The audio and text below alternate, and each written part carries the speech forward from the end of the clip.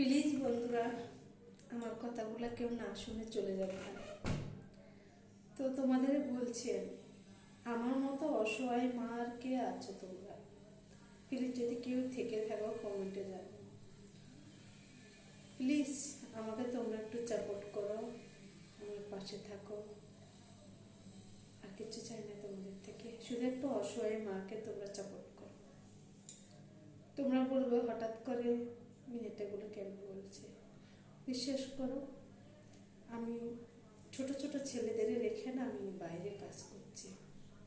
বাইরে কাজ করছি বলতে আমি কোনো খারাপ কাজ না, সন্তানদের জন্য ভালো রাখার জন্য কাজ করছি, কিন্তু আমার ছেলেদের বাড়িতে রেখেছি। ওই জন্য তোমরা দেখতে পাও না আমার ছেলেদের, কিন্তু আমি একটা মা।